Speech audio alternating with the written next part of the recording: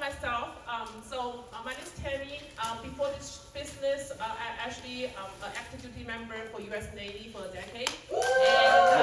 And for all the veterans and active duty members, thank you for your service. Do we have guests in the house today? Can you stand up? Yes. Michael.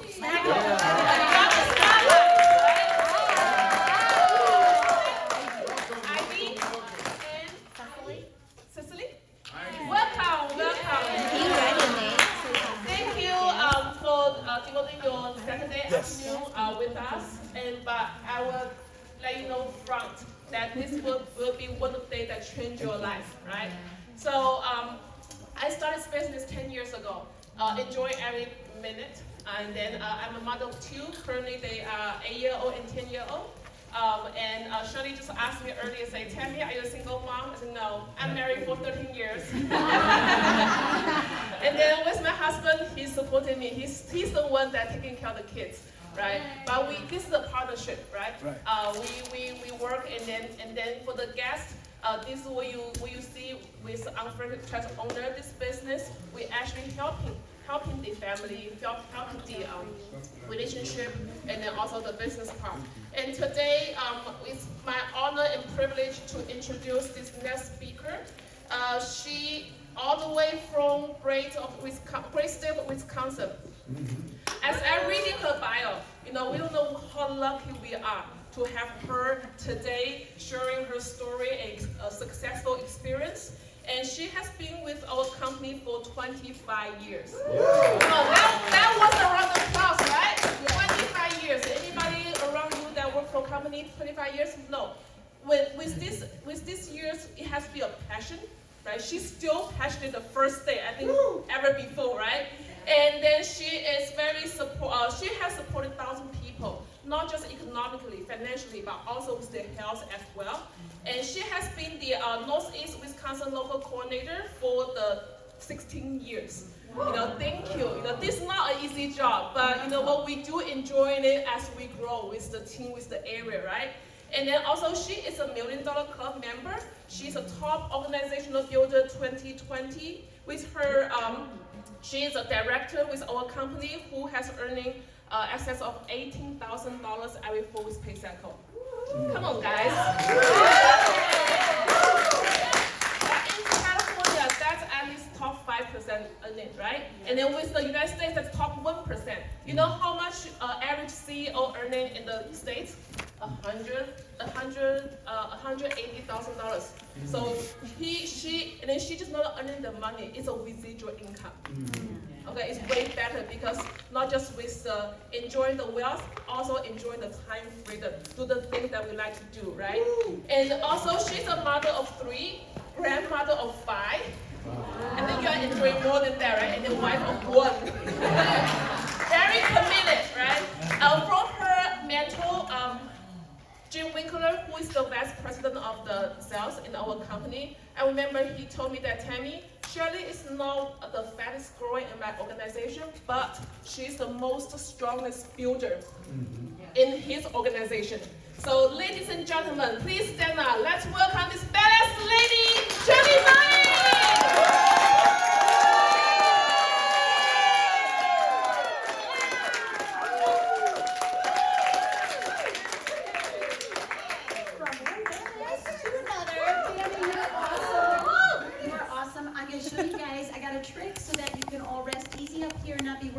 Tripping all day. Thank you. Look at this. Look at this. Marvin showed me this afternoon. He said, I was going to walk around like I was vacuuming my house. Ladies, right?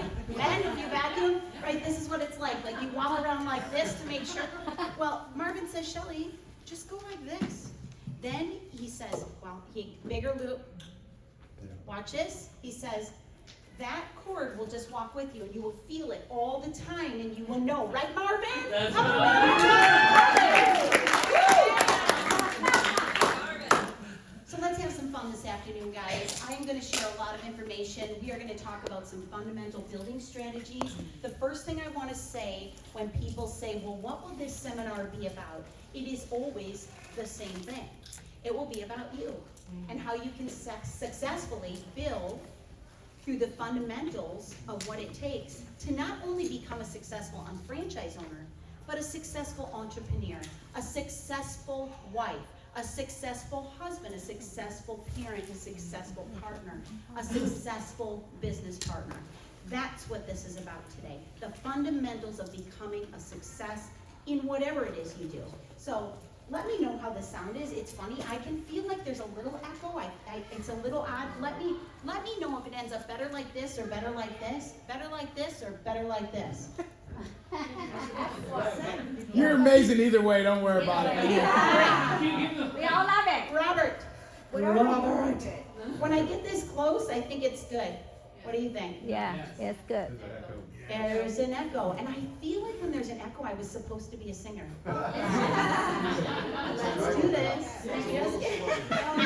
So I don't feel like it would be that difficult for me to project to the back of the room, but I need to know.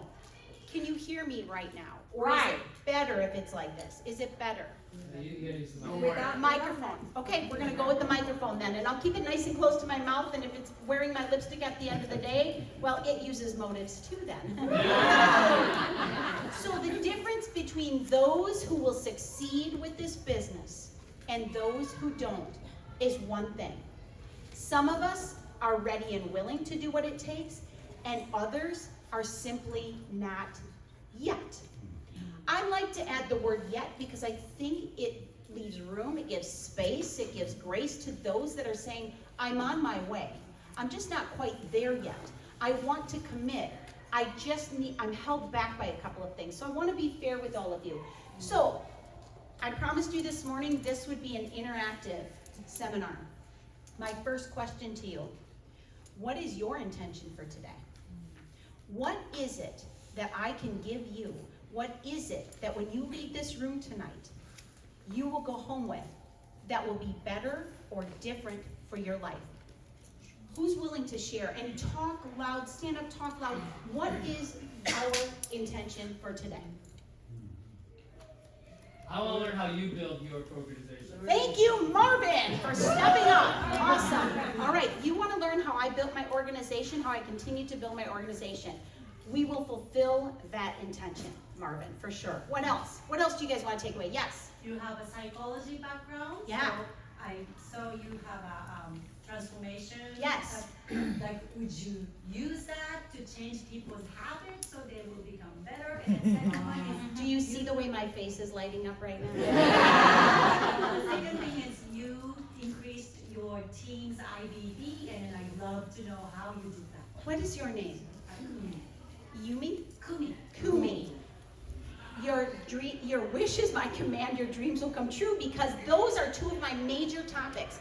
Because I believe that most everything in anybody's path to success has everything to do with the self-confidence, the self-esteem, the self-belief, and the self-sabotage and the self-righteous issues that we face. It goes both ways, so we are going to embark upon that. We need to. We're going to dig deep into that. I will also say that I'm going to share with you the very, very first, when it was the Shopping Annuity Master Member Program in 2019, when they rolled that out and changed it to be IBD instead of dollars spent. I don't know if you guys remember that transition. Right. Yeah. I'm going to show you guys my very first quarter, what happened when they changed it, when everybody was saying, this isn't fair, this is impossible. I'll show you that it was very possible. Any other intentions? Anything else that I can support? Yes, Susan. I want to leave here motivated to continue to grow and develop my business, both partners and customers. Once again, your wish is my command. I will absolutely work the best I can, but I'm going to tell you what JR just whispered in my ear. It isn't about motivation, Susan. It's about irritation. So I'm going to irritate you today. That's what right? Yes. How to communicate with the people around you. Oh, I love communication. Part of my background is organizational communication, public relations. So absolutely, I think communication skills, and we're going to hit on that really in detail. So when you're in person, the nonverbals, the verbals, like what's the next step? How do you transition from one step to the next? What does that look like? Wonderful. Robert. Yeah. How you convey to people how simple this is so it builds confidence in them. Well, I am hoping, Robert, that by the way I present the information, even starting with this morning, that you guys walk away understanding it is a simple business model. It is a simple business plan. It is not simple to self-discipline sometimes. So what we need to make simple is making decisions, following through on those decisions, so that it's not life and what's happening in our life that dictates our day. We have got to get to a place where we can be in the midst of a lot of stuff, and we can still, just as strong as the day before, walk through the next day because the decision has been made that I'm here to do a job, I'm a person representing this company, and that is my identity, and you figure out how you work around it. So excellent. Great intentions, guys. I really believe that what you're asking is exactly what I will be teaching today. So what are some of the obstacles, personally, that you believe? And be honest, there's no wrong answer. Please be open with me. I need to know, what is it? If you believe you have the ability to be successful, yet you're not successful, or at the level you want to be considering successful, what is it? What is the obstacle? What holds you back, guys? Time. Time's a good one, right? What did we say this morning? Money, time, and fear, right? Yeah. Absolutely. Time is a big one. And especially as I listen to so many of you introduce yourselves, you're a busy group of people. You are a very busy group of people. And a lot of you understand, like a lot of traditional business owners, right? You understand what it means to run a traditional business and be owned by it. This, Tammy and I were just talking, is a cakewalk. This is nothing compared to running a traditional business or even a professional career. Nothing. So we will talk about that. What else is holding you back? Overcoming objections. Objections are tough for you. What kind of objections do you get? Well, sometimes when you explain what you do or a product that you may offer somebody, and the notion is that some people think, well, you're in this thing, or where'd you get this from, or, you know. Cool. There's Excellent. a lot of skepticism and a lot of. 100%. 100% get what you're saying. Agree also 100%. Yep. So when we get into the retailing portion of today, Robert, I hope that by me teaching today how to really put together who your target audience is and how you communicate to that audience, and most of that is turning on these two cute things that are on the sides of our heads, right? Most of it is that. When you learn how to use those and people know that you're really listening and responding with a solution because they asked for it, it will become, again, really simple, and people will start to find you, okay? It's also a part of branding yourself in the right market and knowing who you are, what you represent. Good. What other obstacles? Time management. Time management. Good. We got that one. We'll talk about that. I cannot bring my partners into the GMT system. Why? They won't come? Yeah, they won't come. Well, let's call them today. I am so at your side with this one. I think people just don't know what they don't know. Yeah. They don't know what they don't know.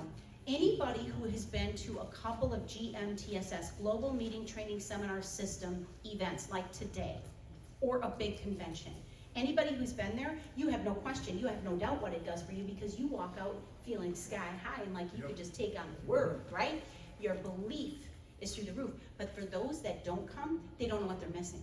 And they don't know what they missed, and you can never convey it because it's all about emotion, isn't it? It's more, you don't walk out of 3 days of convention going, wow, I am so well studied now. I know everything. You don't. You have lots of notes that you'll go back to, but the truth is you walk out with about 10% of what you learn. But you walk out feeling amazing and strong in your belief. That's the difference, right? So, Dr. Lynn, I just want to say thank you so much for all of the product demonstrations.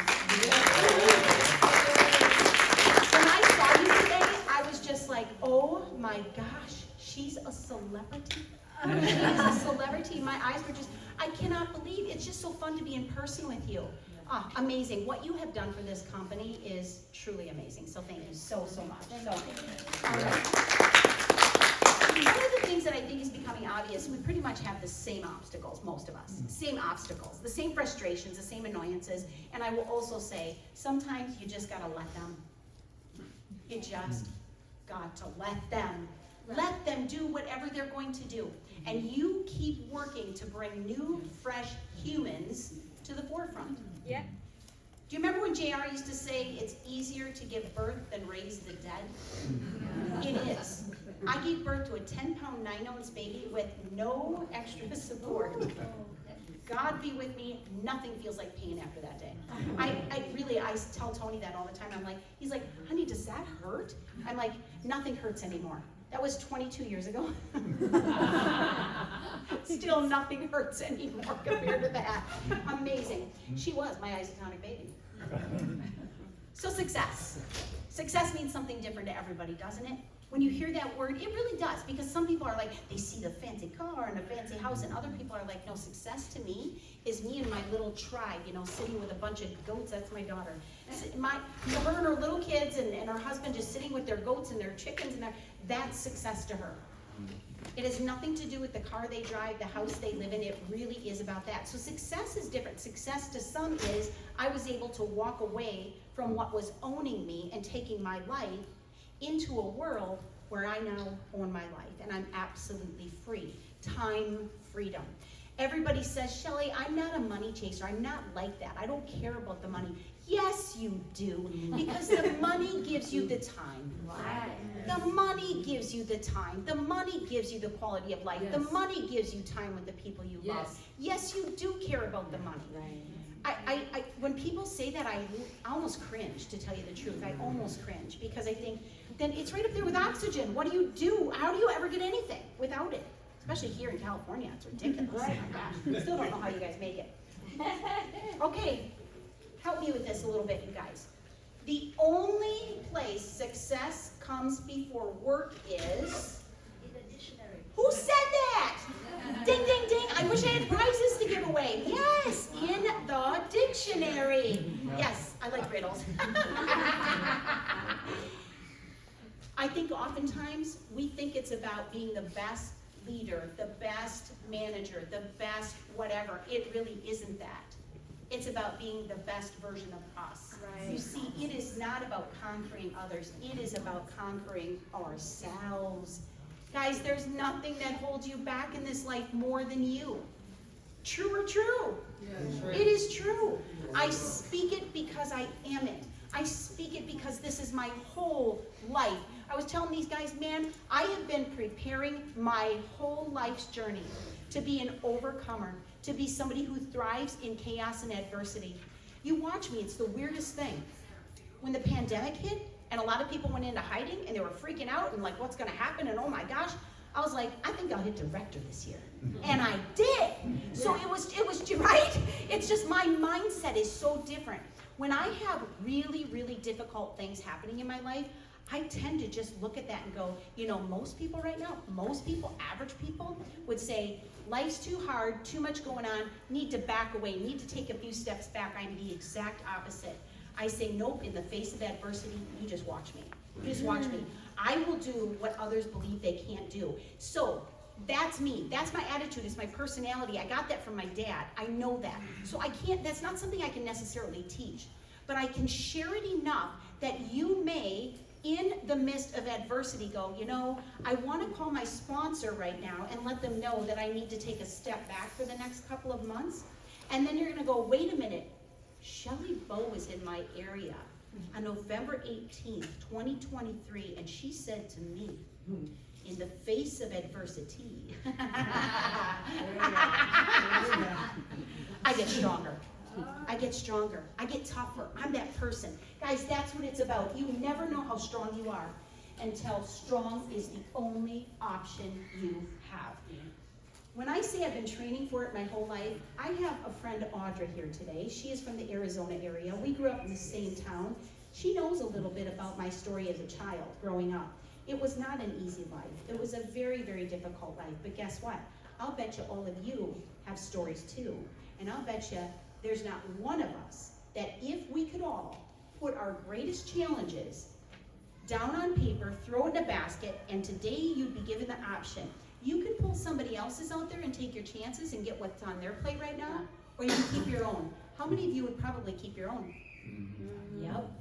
Yep, me too. Me too, no matter what you're walking through. We always know somebody's going through something worse, don't we? So, based on that, why don't we just consider being strong as we can while we're walking through it? I want to share a little bit with you about my story. And that is my favorite picture of Tony and me. Isn't it so cute? Look at how endearing he's looking. I'm just like, it's so sweet. My daughter Bailey took that picture. And we were sitting on a couch and we were talking, then we'd laugh, and then she'd be like, come on, you guys, let me take a picture. But she caught us in that moment, and it's like, that is us. That depicts our personalities perfectly. Tony's a little more serious than me about life. He's a little more, he's not, I wouldn't say introverted, but he is not so much the people person. But he's actually the one, if we walked into a room together, he would go talk to strangers way before I would. Isn't that crazy? It's so true. It's interesting. Yes, because Josh is the same way. So interesting. Yet I'm the person, once I'm in my comfort zone, look out, right? Oh, Audra, yeah, so much the same. So let me tell you a little bit about some of the things that happened in my journey. So first off, I'm going to start with this. My husband Tony and I met 37 years ago. We have been together for a long time. The first day we talked, I knew that Tony had a struggle with alcoholism. He told me, and we talked for 5 hours the first time we met. Now, my boyfriend died in a motorcycle accident 3 nights before we were going to start college. The day of his funeral, I was put in a car and I was dropped off on a college campus, the only kid of 7. I knew nobody, I knew nothing, I was scared to death, and I was absolutely lost in this big world. That was tough. It was training, the way I look at it now. It was training. I met Tony 3 years later. And when I met him, he was the first person I even considered dating. I was really hurt. I mean, I was going through some pretty tough stuff for a while in college. But I came out of my shell and I started figuring out who I am, and slowly but surely I realized I'm still on this earth, so I might as well keep going, right? And I ended up graduating with honors. I jumped out of a plane, I parachuted, I crashed, but I lived, because that's why I'm here today, right? Didn't tell my parents. A lot of neat things that I look back and I see that just built me into the person that I am. But when I met Tony, I don't think I could have ever imagined how challenging our life would be. So here I am, a local coordinator, right?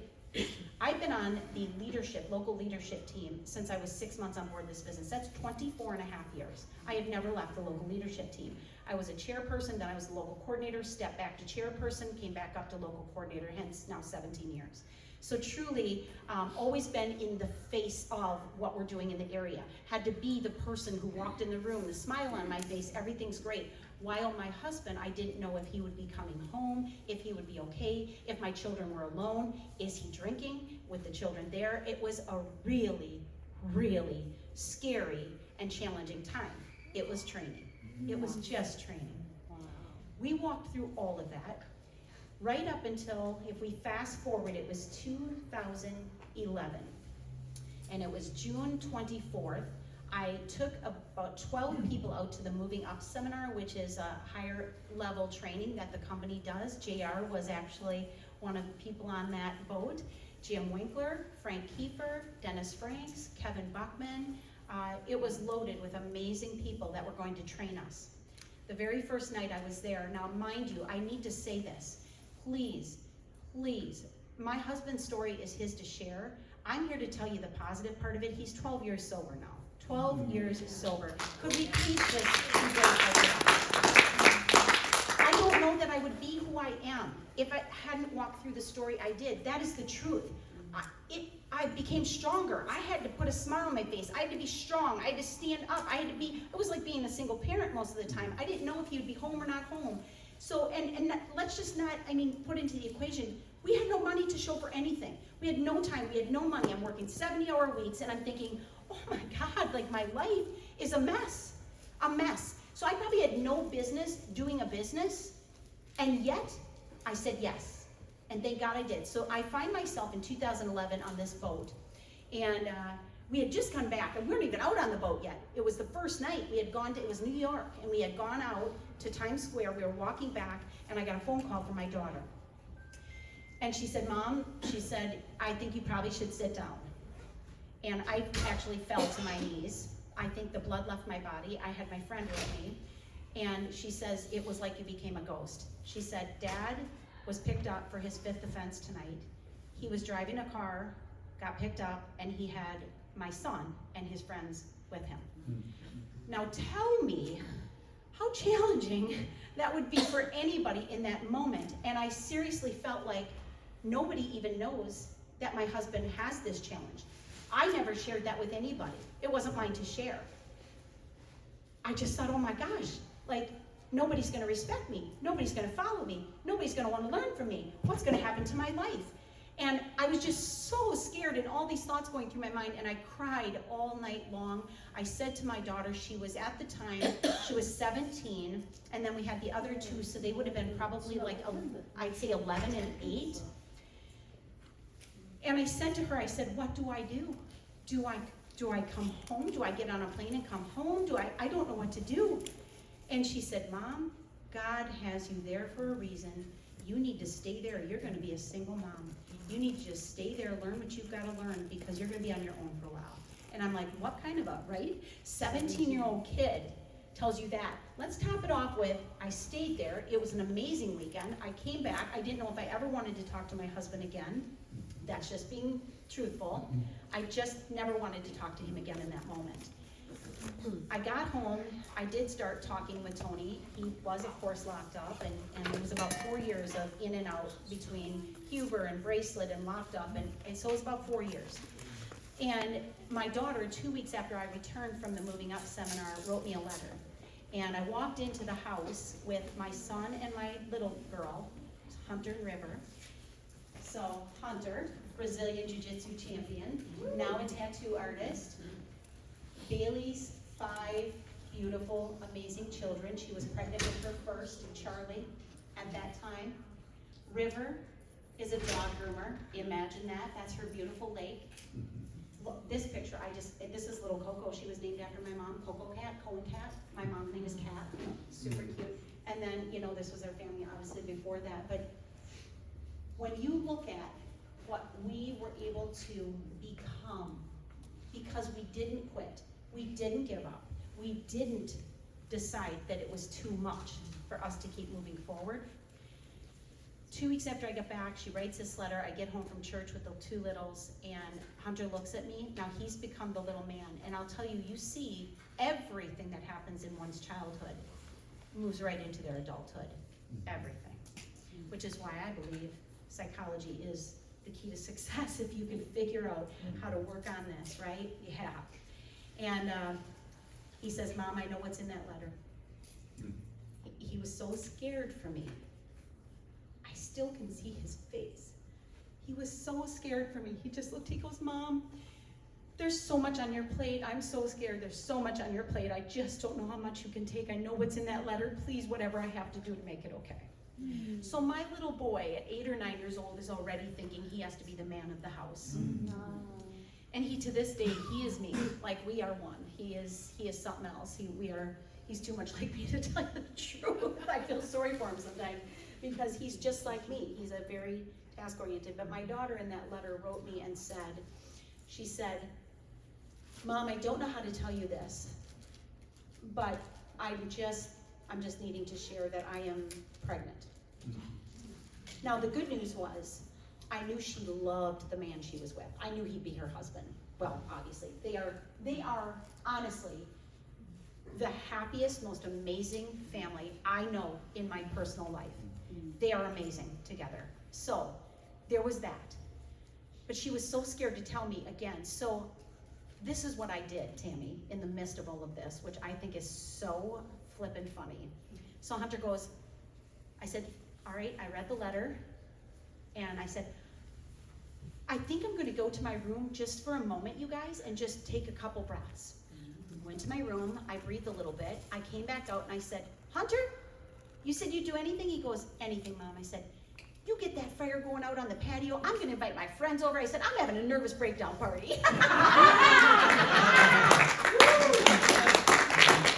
Here's the funny part. All my friends came over, we laughed, we cried. It was exactly what I needed. It was the best thing for me. It was the best thing for my kids because Bailey, the one who was pregnant, was scared to come home after I read the letter. So she was messaging with Hunter. And Hunter was laughing because he goes, Mom, Bailey messaged me. And she's like, is Mom okay? What's Mom doing? He goes, she's outside partying with her friends around the fire. She goes, shut up, Hunter. This is not funny. What is she really doing? And he goes, oh, I'm serious. She's out there laughing and partying with her friends. And I will tell you, right when you think like something is an adversity, an obstacle, a difficulty, in a moment's time you can realize it's absolutely the best blessing in the world. My husband never felt safer, never was more Christian, he read the Bible, he read books, he drew us pictures, he was in a safe place, he was in a safe place of recovery. He's not drank a drop since, not even tempted to drink a drop since. It is amazing. I look at my daughter and I think, thank God I had that. It carried me through one of the most difficult times in my life, watching her, being with her, planning with her, knowing what an amazing mama. She is 100 times the mom I ever was, and I'm not joking. She is 100 times the mom I ever was. She had her last 3 babies at home. She's now planning to be a surrogate for other moms. She has amazing birth. She is the most loving human in the world. She can have a disaster in her house and she will just sit there and just be the loving mom she needs to be for her kids. I was the opposite, I'm sad to say. I was good to my kids. I loved my kids. I interacted and played with my kids, but never even close to enough. My housework had to be done. My job had to be done in order for me to be okay to do that. She's the opposite. So the blessing in disguise was she had her baby. We got to take the new baby, Charlie, up to see Tony. He had to meet his first grandchild through a glass window in jail. Yeah. But imagine what that did for him. You see? Imagine what that did. I mean, the tears just flowed. And so it was really one of those pivotal moments where I'm like, man, if I can get through this, I can get through anything. We had a tough childhood. Greg's death was incredibly difficult. Starting college, so scared. It was a challenge, yes. Going through this with Tony, it was tough, but I am so glad we made it. I'm so glad we have an amazing marriage. We love each other so much. We're so happy. I'm not saying everybody needs to walk through that. If it gets too bad, I'm one strong person, I will say, but I believe that my story and Tony's story, especially when he travels with me and he can share it, it's so impactful for people to see. He is so intelligent and so well-versed. He loves the fact that we walk through it, but it really is a story that I think you guys should hear from him. So I believe everything that happens is our teacher. The secret then is to sit at the seat of self and just learn. Just learn. Like I said, I've been in training for a long time, and I am now walking through another amazing challenge. Tammy knows that it has been a bit of a journey because she's on a Monday morning call with me. These guys are on a Monday morning call with me. And I know that there's a lot of people in my life right now that are going through incredible life challenges. Many of us are in a season where our parents are not so well anymore. And I am in that season.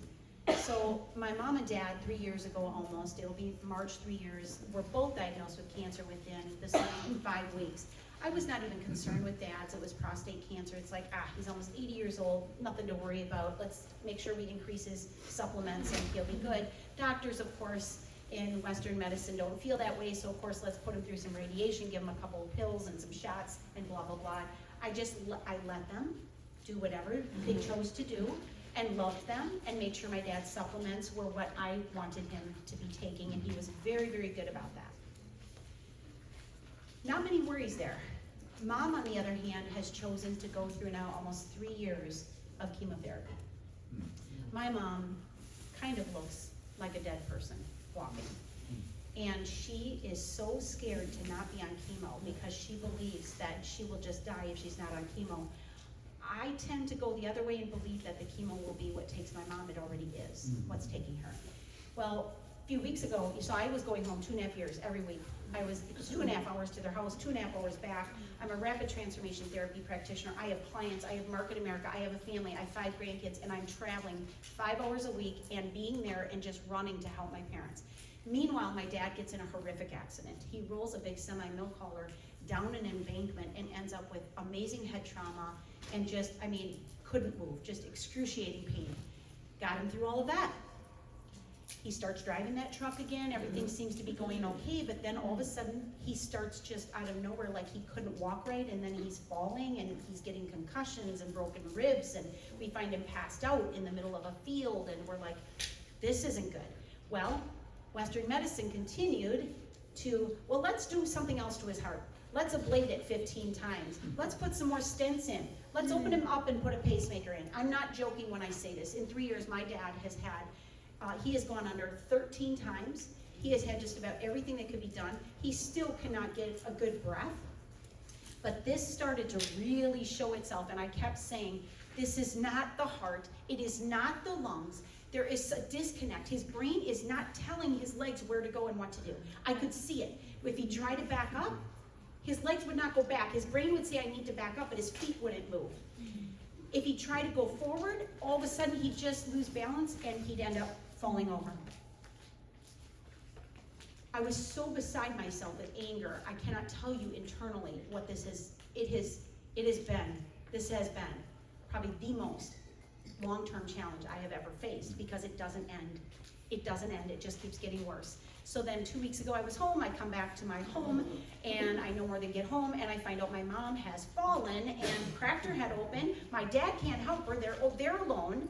They're there alone. He can't help her because he can't bend over, he can't reach, or he'll pass out or fall. So they're there helpless with my mom bleeding on the floor. I'm like, when are we gonna get some help? Oh, it's not over. So then I go home, I stay with her another week, we get her back to health. She's ready to go right back into chemotherapy because she can't wait for that. And I'm like, oh God, Mom. Like, Sunday, we took family pictures this last weekend. Mom was angry. She did not want to because she obviously just unhappy with how she looks. We have to walk Dad everywhere with a walker and a gait belt, right? I took Dad to a naturopathic doctor. We finally have hope. We've got peptides and things we're going to start getting in at a cellular. Yes, Dr. Lim, you probably know exactly what I'm talking about. So we are getting body regenerators, peptides, getting to the cellular level. We have to with him. He has a disease called PSP, progressive supranuclear palsy. That's what he has. We knew this a long time ago, but nobody would allow us to take him anywhere else to actually figure this out. So now we know this is going on. So I leave Sunday afternoon, about 6 o'clock. I get home, I shut my phone off. I don't see it till the next morning, which was when I got on the call with Tammy and those guys. So it was hard to hold back.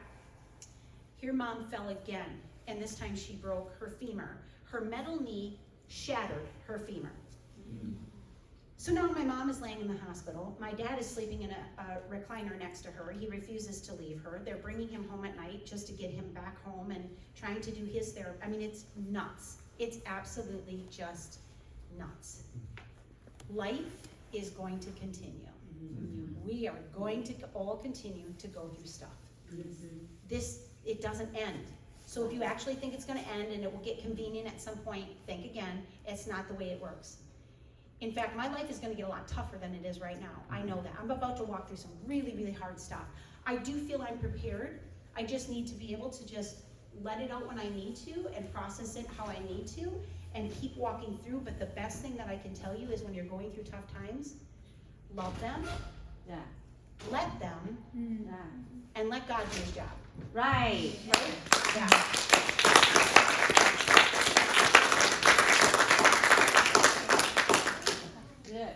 I wanted to share more of my story than I've ever shared before because I've had more people come up to me than ever before asking me, please, will you show us how you're walking through some of this stuff? We need to know how to keep going in the midst of it. So I'm grateful to be able to share that. I'm also grateful to be able to tell you, I cannot stand sympathy. Don't give me sympathy. I do not want it. If you want to show empathy and come alongside of me, right? I'll take it. I'll take that. That means I'm there with you, Shelley. I don't want sympathy. I won't give you sympathy. I cannot stand sympathy. I want to know we're in this together, right, Chris? We're in this together. We've got this together. You've got it with me. I've got it with you, right? That's what we want.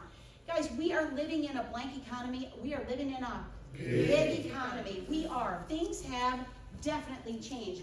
It's good for us. But you know what hasn't changed?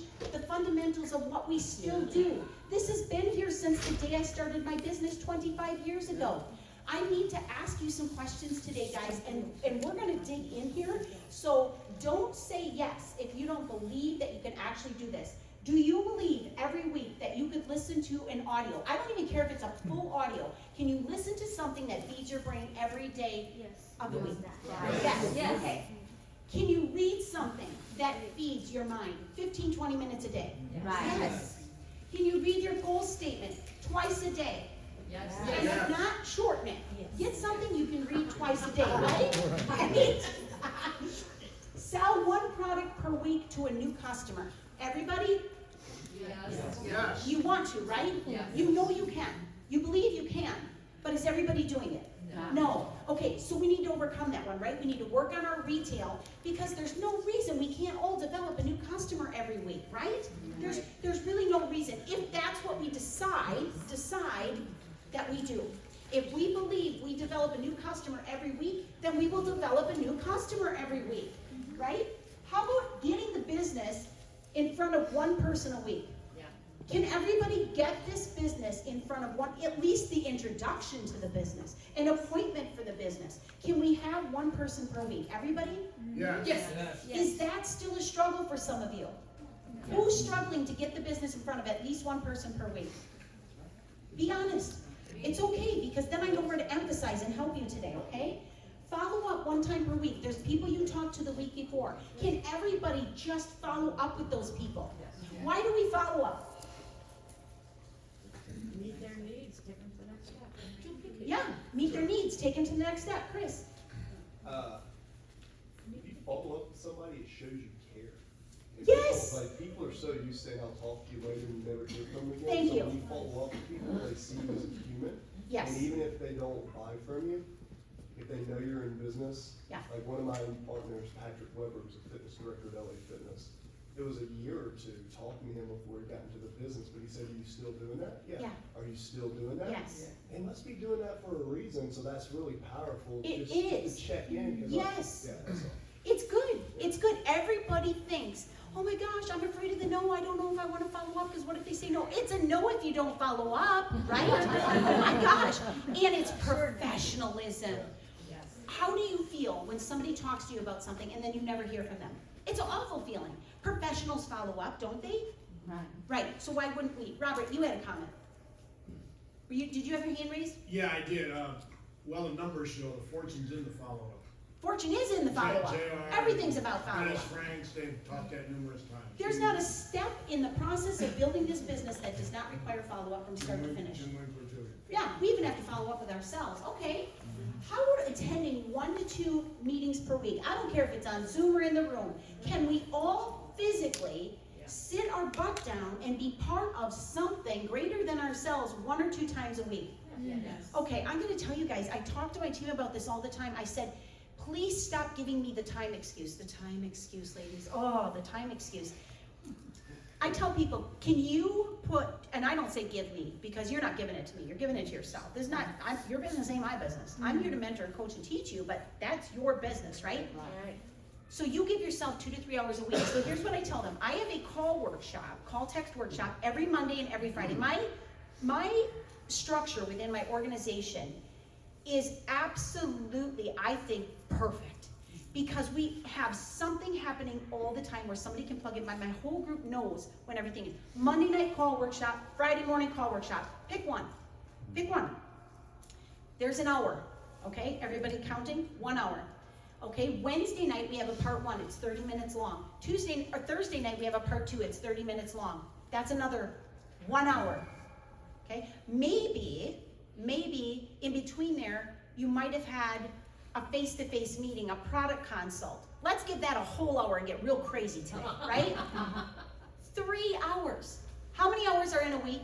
168. 168 hours in a week. Let's minus off the 3. How many's left? 165. Now, if you've sat down with the people who give you the excuse that they have no time, the first thing you do is you agree with them. You're right. You probably are one of the most busy people I know. You don't have a lot of time. I'm gonna tell you, I gave this objection to somebody who registered their business last week. I gave it to her. I said, okay, I'm just gonna tell you, with 4 income streams and 3 kids, you are one of the busiest people I know.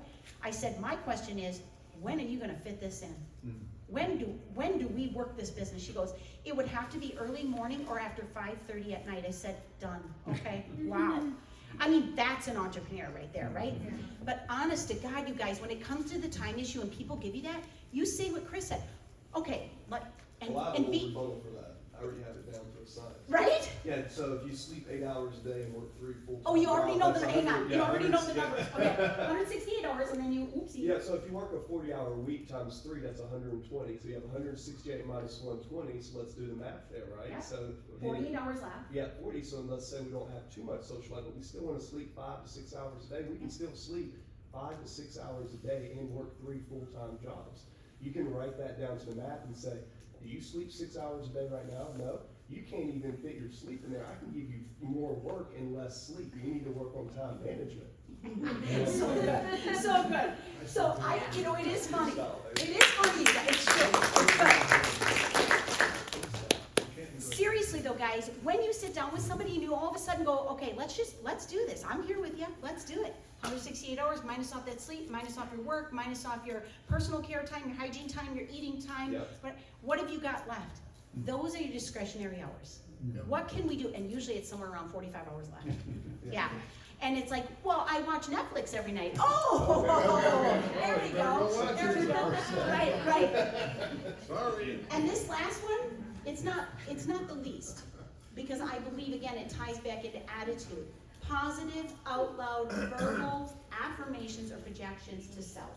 If you're not building yourself up, you guys, you need to start looking in the mirror and declaring my identity, declare who you are. All right, let's move along. These emotions, fear, frustration, and failure, become way too familiar for way too many people way too soon in life. And all of a sudden, what becomes familiar becomes life. Fear, failure, and frustration. Any of these sounding familiar to anybody? Yes. And as a child, oftentimes children just want love and attention. And when they can't get it, and the parents are fighting, and there's chaos in the home, and there's 2 people just leaving them all the time to go to work, all the child feels is, I'm not enough, I'm not worth their time, I'm not valuable, and certainly what becomes very familiar to them is exactly that. Fast forward into adulthood. I'm not enough, I'm not valuable, I'm not worth anything, why would anybody listen to me? Now we're getting it, right? Now we're getting it. All of a sudden, what was familiar as a small child is familiar still as an adult, but we fake it. You know how we fake it? We take a pill, we take a drink, we do anything, to avoid the reality of what we feel inside. We sort of just cover it up with a Band-Aid, don't we? Today, let's rip the Band-Aid off. Let's get real today, right? So we need to inspect our mindset, and we need to inspect what we expect. What I mean, you walk into an appointment. You can walk in like this. Ooh. Hey, Kim. Hey, Shirley. How you doing today? Yeah, weather sucks. Politics sucks. President sucks.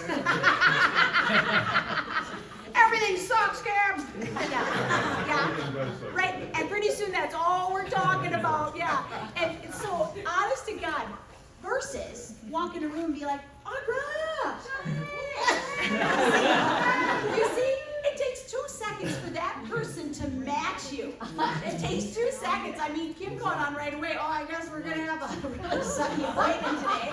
And Audra's like, right? So that is exactly what is happening if you walk in with you already deciding, I am a warrior, a champion, a conqueror. I am one that rises above. I am the person that they can't wait to meet. I have what they want. Yeah. They want to be part of whatever I offer. Guys, this is the kind of stuff I feed to people's brains because we have to believe it.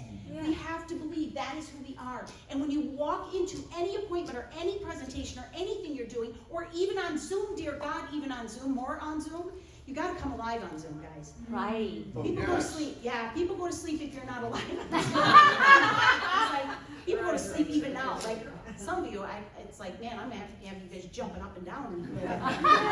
The truth is, on Zoom, you can see it. People will be like, you guys, I was on, anybody do Alignable or any of the online like social networking type of things? Alignable, yeah. Well, the other day I signed up for this one mastermind group. The rules are, folks, she says, the rules are, you must remain on for 90 minutes. Your camera must remain on at all times, and you must interact with the people who we put you in the breakout rooms. Everybody in agreement? If not, leave now. So we all stay, right? They're really strict. We all stay. It was so funny, you guys, about 45 minutes. So first I see this girl about 45 minutes in, she's just slowly eating, and I thought, I think she's munching to stay awake, right? You've all been there, she's tired, right? Pretty soon, and she kept falling asleep, and pretty soon she was out. She was out for the count, and next thing you know, she was gone from the group. I think they finally like noticed, oh my gosh, she's like sound asleep. And I felt sorry for her. I thought we've all been there. She probably works third shift. She was probably exhausted. She's probably building a side business, a side income. And so my heart went out to her, honestly, but I thought it is kind of hilarious too, is it not? I mean, you must be present, your camera must be on. Okay, if you say so. She was covered up with a blanket laying back in the recliner. So this is where a lot of you have seen me really turn over a new leaf as I'm supporting not only myself, but others in transforming their mind. Marissa Peer taught me very well, your mind does not care what you tell it. It could be good, bad, true, false, healthy, unhealthy, right, wrong. Your mind accepts it, regardless. Your thoughts, your words, the pictures in your mind will dictate everything in your life. You guys think your conscious mind, oh, I was to that seminar. I feel so rejuvenated. I feel great. I am motivated. I'm gonna do this, right? And then all of a sudden Monday comes, and you get on that call workshop, and you make your calls, and everybody says no, and nobody wants to come, and people cancel for your event, and all of a sudden you're like,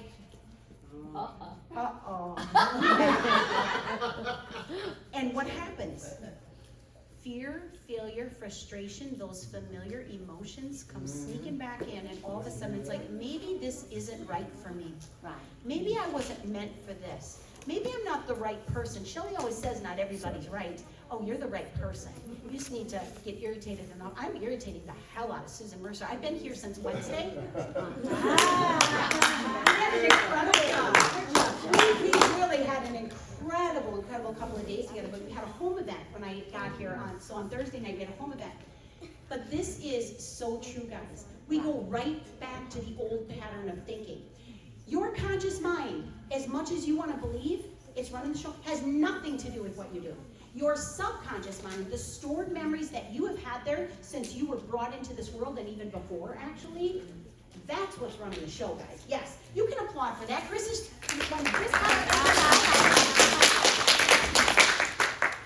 So people say, I don't know, Shelley, you sound kind of arrogant. I used to think Triton Hodo was arrogant. It's so funny. And now I just love that man so much. I was out on Moving Up seminars with him and his little crew. I mean, they were like little boys. It's so funny. I would go out there to teach them. I had to teach Triton Hodo. I think that's still so funny. Here I am in the room, and they're all like on every little word, and it's like, oh my gosh, and now they're like just killing it, right? But it is so funny when you realize that's not arrogance. That's what you call confidence. Right.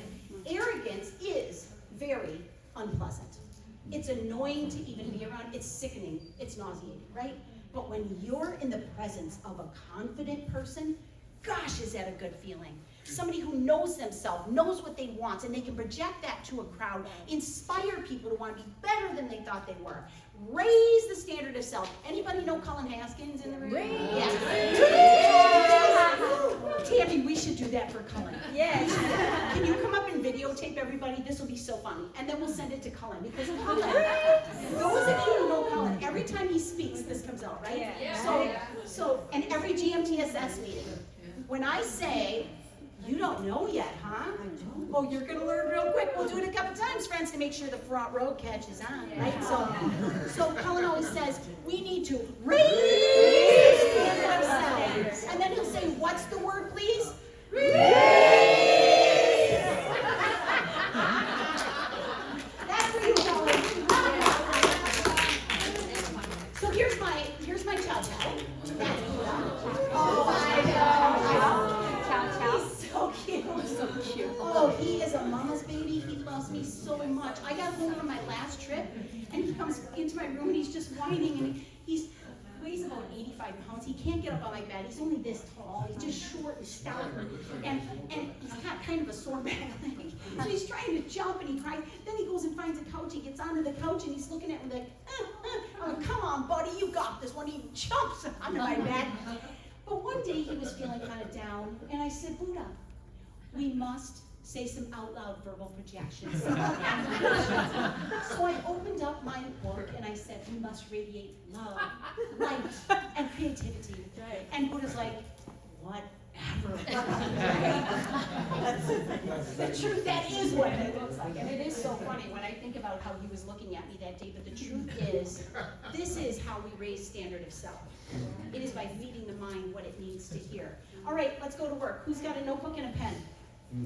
All right, you're the lucky ones. I'm going to go down this list, and we're going to go through it pretty fast. And I need you to write down the first thing that comes to your mind as soon as I say it. I don't want you to think, I just want you to write or say. All right, here we go. I can't. Fill in the blank. Oh, say it out loud, Audra. Quit. Okay, I can't quit. All right, I love it.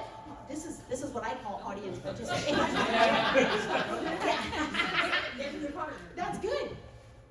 I'm not good at. Fill in the blank. Okay.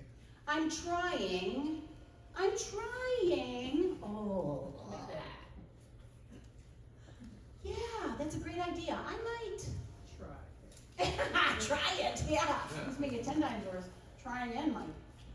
Well, I know, but I'm just afraid of Rejection. Yeah. Did you just say missing any event? Yes. Oh God, you guys are already so well versed. It's like, okay, thank you. Like, I'm afraid of what people might think.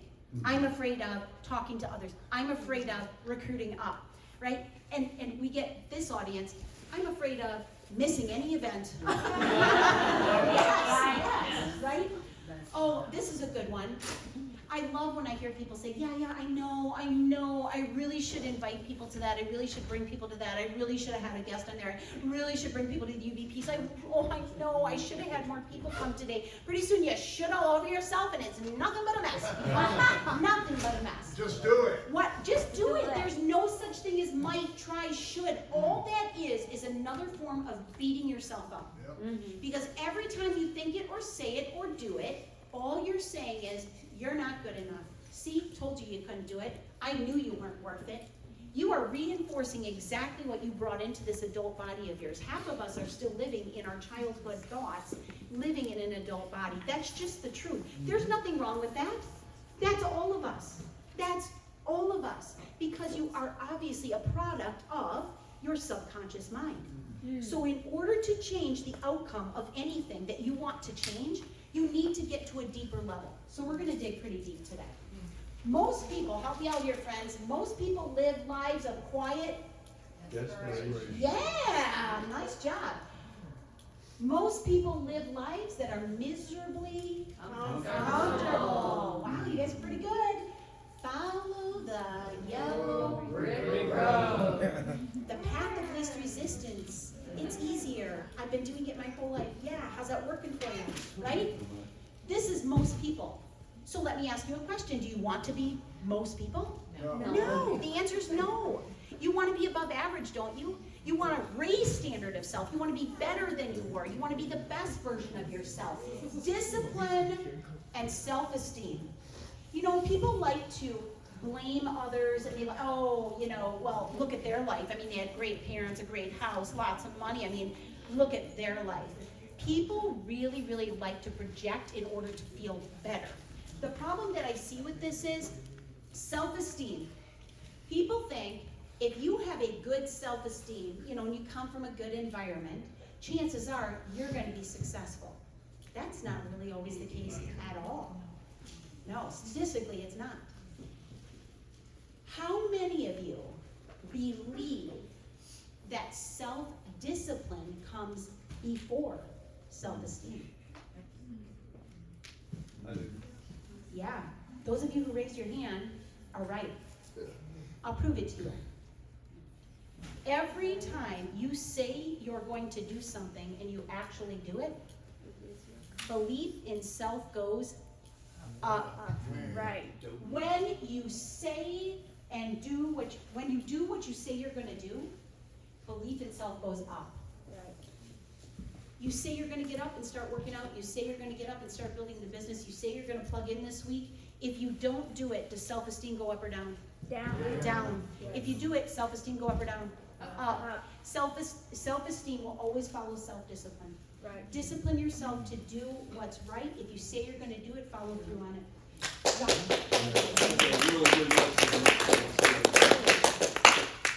The highest frequency humans project is what? Gary Brecka shared it. Authenticity. Yes, authenticity. Nice job. Right, most of us would have guessed it's love. The greatest frequency, energy, that one can give off. So when you walk into a room, do people know that it's the real you? Do they feel that from you? Yes. Does your frequency project that, or are you that person with that low frequency, pessimistic, negative, life is down, kind of like when I walked into that appointment with Kim there, right? If that is you, always worried, always anxious, always wondering, that's not a fun person to be around, is it? No. So if you are that way, would you want to be with you? Would you want to be in business with you? Would you follow you? No, I wouldn't either.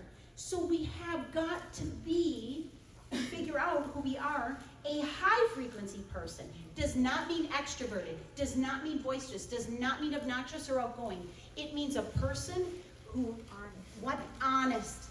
What they say, they will do, they do. Who they say they are, they are. They look the same in every environment. Authenticity. Authenticity. People are more attracted to you if you are an authentic person than any other energy that you project. Be that high frequency person. How many of you have run into somebody like at a grocery store and you're like, oh no, not him again? Because you know it's always going to be, oh, you know, this happened and that happened, and now I'm sick again. Can you believe I'm sick again? I've been sick for 6 years back, right? It's so true.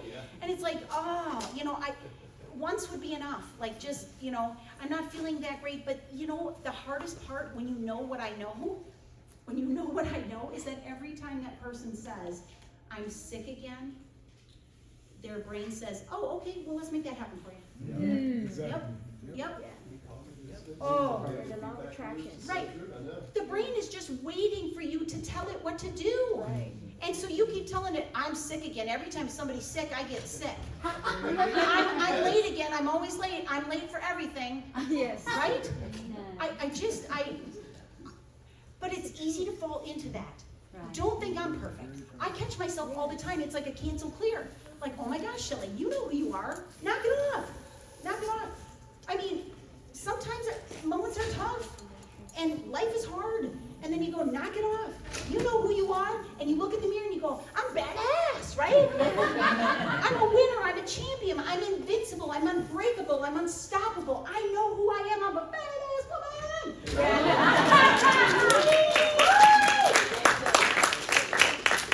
I'm going to tell you another thing. When you grow up, when you grow up, believing it's not okay to believe in yourself, which is honestly, I think, a really big part of a culture. You know, you sort of like stay subdued. Children are better seen than heard. Obey, obedience, do what I say, don't ask, don't question. It's really tough to break that because it really does create the mind. It's who you are. I'm going to say I think that is a really tough place to come from. I really think it is.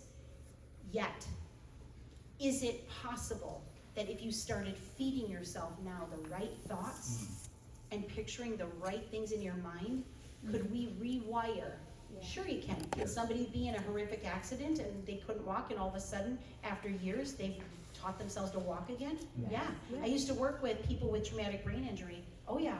They were motorcycle accidents or whatever, and they could remember what their life was like, everything about being engaged, having a love life, all of that, to being somebody who is now sitting in a wheelchair and can't remember how to pour a bowl of cereal. And we can retrain their brain to be able to pour a bowl of cereal again, to be able to walk again. You understand, we can rewire the brain. But your attitude, your thoughts are what starts it. You have to believe it's possible. So you have to break through sort of the mold that you have. If you accept a limiting belief, in other words, something that is limiting you from being where you want to be, what you want to be doing, what you want to do, a limiting belief, it will become a truth for you. It will be your truth. So much so that you will live as though that truly is the truth.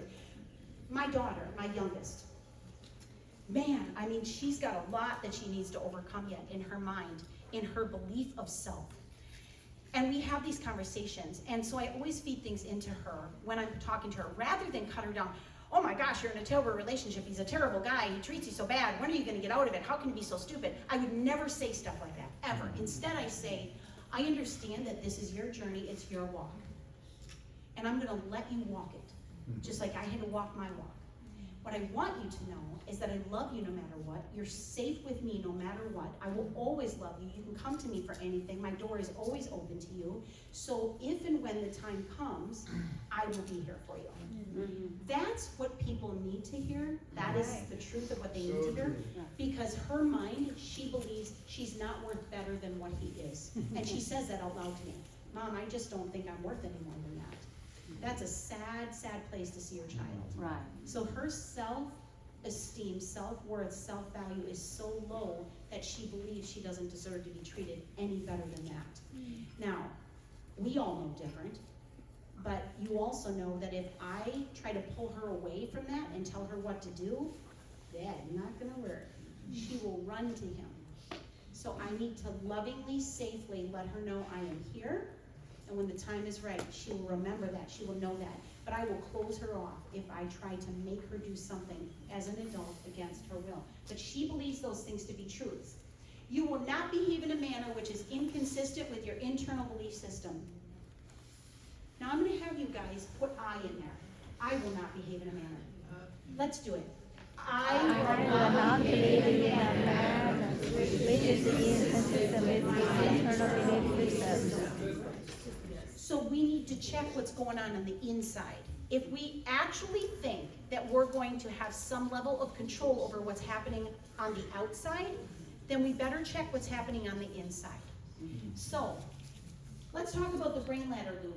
Anybody familiar with this brain ladder loop that I speak of? Everything begins with a thought. And if you imagine the rungs on a ladder, if the thought were at the bottom of that ladder, okay, and we're going to go through some of these, but if you had a thought, one ring up would be the emotions and feelings because of that thought. The next rung up would be the behaviors as a result of that thought. And the next rung would be the action or inaction as a result of that thought. And I will promise you every time, it'll bring you right back and go, see, you are a failure. See, nobody does listen to you. See, you were right in the first place. So why even try? It's exactly reinforcing what a child believes when they are never enough to stop the fighting, to stop the drinking, to stop what's happening in that house, to keep you from going to your job 80 hours a week. When they feel that they're not enough to make that happen, they learn what's called learned helplessness. They believe that they are helpless in any situation, so why even try? And they'll just give up because that's the only thing they know to do. Just hide and give up. Anybody ever feel like you just want to pull the covers over your head and stay there? Oh, I've been there a few hundred times, right? You just want to pull the covers over your head and just stay there. You just want to hide and just not have to face the world sometimes. That's because there's a child in there that is living this life trying to figure out how to get past the thoughts that are dictating every action or inaction. All right, everybody on your feet. Yes.